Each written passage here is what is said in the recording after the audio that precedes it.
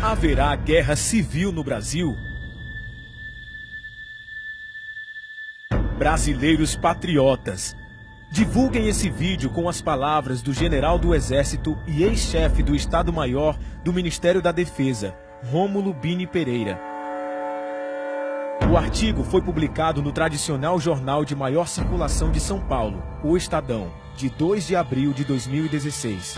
Diz o general: notícias constantes veiculadas nas colunas políticas de mídia, com repercussões significativas nas redes sociais, asseguram que o atual governo aventou a hipótese de decretar as medidas constantes do título 5 da Constituição, da defesa do Estado e das instituições democráticas.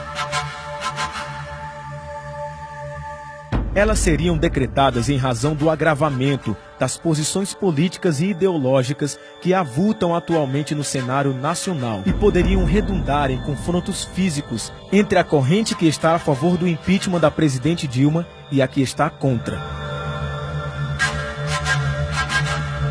A situação econômica crítica do país e os visíveis conflitos e desacordos entre as instituições maiores aumentam a ebulição dos debates políticos.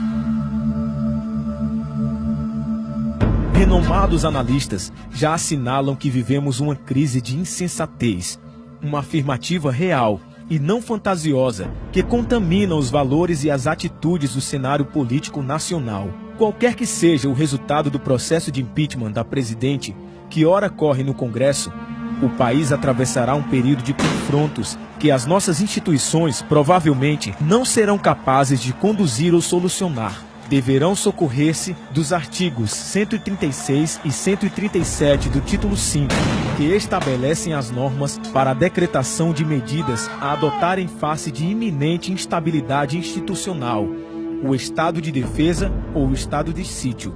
Caso se concretize o impeachment, indubitavelmente haverá reação por parte dos atuais governantes. A própria presidente, esquecendo-se de que é a maior autoridade de um país de dimensões continentais, com 200 milhões de habitantes, voltou a agir como verdadeira militante partidária, em comícios em pleno salão nobre do Palácio do Planalto.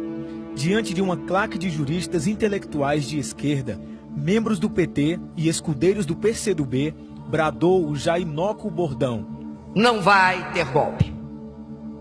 Não deveria tê-lo feito, pois os juízes da mais alta corte do país, o Supremo Tribunal Federal, os acovardados, segundo Lula, legitimam a abertura desse processo. O processo de impeachment é previsto na Constituição e nas leis brasileiras. Não se trata de um golpe. Um processo de impeachment que é ilegítimo e ilegal. Não acredito que ela tenha falado que impeachment é golpe. Tentativa sistemática de golpe. Ela não só se insurge contra tais opiniões, mas também contra as decisões do Dr. Sérgio Moro, juiz de primeira instância. Um conflito direto entre os dois poderes, fato raro na história nacional, e que joga por terra a máxima respeitada pela sociedade brasileira, de que decisão judicial não se discute, cumpre-se. Essas posições radicais, autoritárias e antidemocráticas bem demonstram o que seria do país se essa ex-guerrilheira, ainda considerada heroína por setores das esquerdas radicais brasileiras, assumisse o poder nos idos de 1970. Não teríamos um regime democrático, como apregoam os seus correligionários, mas sim um semelhante ao sanguinário regime cubano da época, El Paredón. Tornou-se o mais abominável símbolo da Revolução Cubana.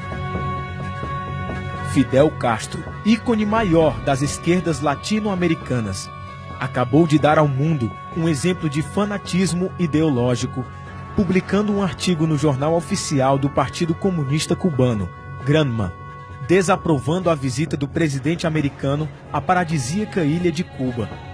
A aprovação dos cubanos à visita não foi levada em conta. Caso semelhante ocorre aqui, quando a presidente, movida pelo fanatismo ideológico, bem claro em suas últimas declarações e com a aprovação de seus seguidores, não querendo ver a enorme desaprovação que o povo brasileiro lhe confere, conduz a nação para o abismo. Nas gravações reveladas pela Operação Lava Jato, o ex-presidente Lula, líder e mentor da presidente, expressou-se de modo chulo nos diálogos, abusando de termos obscenos para ofender a outros poderes, demonstrando apego incomensurável ao poder e também não querendo ver o mar de lama em que se afogou seu partido. Para reforçar o tema deste artigo, é preocupante o efeito de seus discursos a sindicalistas e membros de movimentos ditos sociais e organizações estudantis, porque o que diz aumenta a agressividade que lhes é peculiar. Guerra é um termo constante em suas falas, acirrando mais ainda o confronto ideológico criado pelo Foro de São Paulo, o nós contra eles. Uma conspiração das elites brasileiras contra o atual governo dos pobres.